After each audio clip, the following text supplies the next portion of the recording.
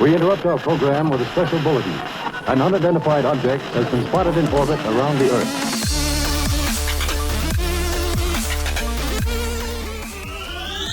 Greetings, invaders. My name is Scott. This is Book Invasion. Welcome. Thanks for joining me. If you want some more sci-fi, horror, fantasy book reviews, hit subscribe down below. Today we're going to be talking about a self-published gem that I just recently finished called The Dark That Dwells by Matt Digman and Roddy. This was, I think the authors approached me somewhere on social media to do a read and review of their book, and they sent me a copy with some sweet book swag, cool pin, cool bookmarks, cool book cover, cool artwork, and it was really a cool book. Coming out of this and finishing it, it didn't feel like a first novel. It didn't feel like a self-published novel, which, you know, there's always a perception that self-published stuff is not as polished. This book I felt was really, really well done. Conceptually, the concepts and the characters, the vastness of the things, the cast that's at play, the side characters, the world, the shifts from this world to like another world, the space travel that's in here, the action sequences, which were really awesome, the ships, and just how the different places that it goes throughout this whole book, I felt were really well done and really well played out. So let's get into a bit of the details. So the story follows 4 souls, and on the bookmark it says, "Beyond the edge of known space, the frontier awaits 4 souls: Ranger, Warrior, Tyrant, and Arcanist." So the 4 characters here there are Sidna. Sidna's an Arcanist who can kind of do magic in space. You can kind of harness elements, I think fire, lightning a little bit through her hands, and use that. And that's kind of frowned upon. Those people are kind of blacklisted in this world, like Arcanists are the troublemakers. People don't want them around. They kind of are shunned.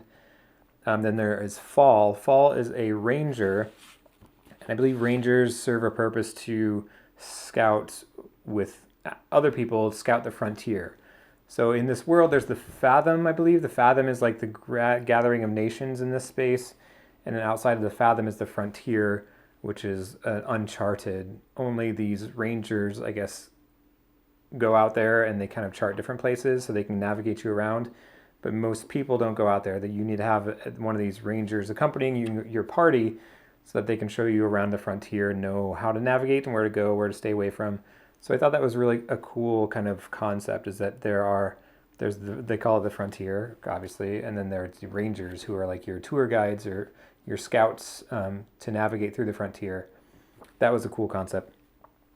Then there is Ban. Ban is the Donian knight, or a bond sergeant in this Donian army. I think Doan is the capital of the Republic of Rune. So you get all that stuff. And then there's Lydia. Lydia and Rune are kind of joint cities. I wrote together, bound by the faith of the Alcosians. So there's a faith kind of concept here. There's knights, bond sergeants, rangers, arcanists, and then Tiger is our villain, and he's an Alcosian honor guard, and he's kind of the bad guy. He's a really good Kylo Ren type villain that is just so good, just so angry and focused on his revenge tasks. That was really well done. I really like Tiger. He is one of my favorite villains in this story. And then there are these side characters who, another one of my favorites is Hermes. Hermes is like a little shape-shifting guy who gets stored in a tin and like attached to Fall, our ranger attached to his belt, like his tool belt. So he can like be in a jam and he'll throw open like Hermes, and Hermes will turn into a giant monster beast and just go to town and destroy everything. And he was really kind of snarky and funny. And his story about the origin story of how Hermes came about and how he joined Fall, I thought was really cool. And then there are people in the book known as Void Striders. Void Striders, I think, go between these different worlds. So there are other concepts here. There's like a world shard, and people can go into the world shard. And that I got a little fuzzy on that, but I thought the concept was really cool. Throughout the story, and it maybe just because it took me so long to read it, because physical books are hard for me to get through because family and kids and all that stuff. So I took breaks between a lot of chunks of this book. So they go into this, there's this world shard that somebody has to get, and they go into it, and they transport themselves to this other place where there's a super weapon to destroy He Who Hungers, and it's all this crazy stuff. So there was a strong shift at play, kind of like going into the Matrix. I kind of felt like it was that kind of thing, is that they plug into this different world. They can still act and be people, they can still feel things, but once they leave, they're back in kind of the real world. So there's a bit of that Matrix-y feel, plus Kylo Ren, plus the Arcanists, which is like, I don't know, something out of BioShock or something like that. The Rangers, which is like the Legolas of this uncharted space, which I thought was awesome. Then the Knights and the Bond Sergeants, who are like the good warriors, but there are secrets at play. So diving into the book, within the first 40 pages, you're presented kind of with the layout of the world and how the nations correspond with each other. But throughout the book, you don't really revisit that much. I thought it was a good setting and a good plot to get the mood of the book, but I don't think it really came much into play down the road as these people traveled throughout the space. There was a really cool part where they go to this place called Cistern, which is the lawless bounty hunting pirate place where all those unsavory folks hang out.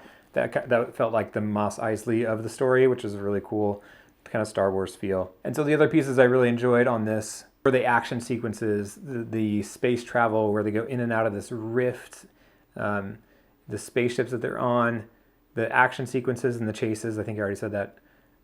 Some of the weapons on this were really cool. Fall's weapon is like this mechanical bow and arrow where he whips it out and he just says like boom, and he gets like a dynamite arrow, or he says fire and he shoots a fire arrow. It was really cool how that was done.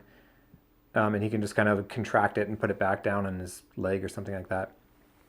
Tiger, our villain, his weapons, they kind of exist outside of the space that he's in. So he like reaches his arm through this really sweet rift and he pulls out like this super hammer or something like that. That was really awesome. I love that, he just kind of walks towards you. Your attacks are ricocheting off of his super armor or something, and then he just reaches into like some space rift and he pulls out this super weapon and he just starts battling and going to town. I thought that was really cool. The action sequences really felt tight. The battles here in the corridors of the space were really well done. I really liked that part. I like the ominous darkness about the beast here, the He Who Hungers, which you don't really get a lot of until the last like quarter of the book. But there are a lot of pieces in this book that really were well done and really played well off each other. So I really liked this. The only downside was that I didn't feel too connected to the characters here, like Fall and Sidna and Ban.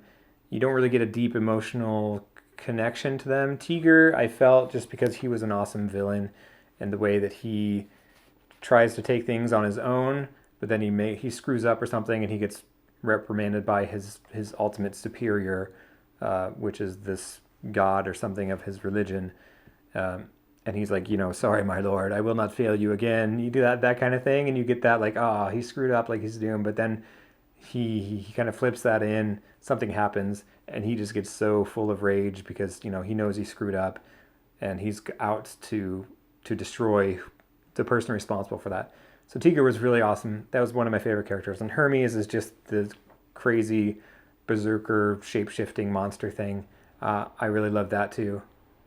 And so, all in all, I would recommend that if you want some good self-published sci-fi, which I don't really get a lot of, this book, the cover art was well done. The book was really great. Go check it out. I'll put the link to the Goodreads and stuff down below. You can read the description. Check out Matt Digman and Ryan Roddy's website. They have a lot of cool Instagram photos. They are like the picture perfect Instagram couple, but they both kind of wrote this snarky sci-fi story together, and it really was well done. It doesn't feel like two different voices competing with each other. It really feels like one author, one voice, and I really like that. So congrats to Matt Digman and Ryan Roddy. This was a great book. I really enjoyed it. I would really recommend people check it out, because everyone needs some more self-published sci-fi. Like this is a great start. I'll be excited to see where this story goes and where more of these guys, where they go to next in their sci-fi writing journey. So thank you to Matt Digman and Ryan Roddy for sending this book to me. I really enjoyed it. I really loved it. I hope you continue on your writing endeavors, because this was really well done, and it's really a solid and polished book, and I really enjoyed it. So I would recommend that if you want some good sci-fi, space opera, action stuff, check out The Dark That Dwells. It was really well done. Thanks for watching, everybody. Thank you. Bye-bye.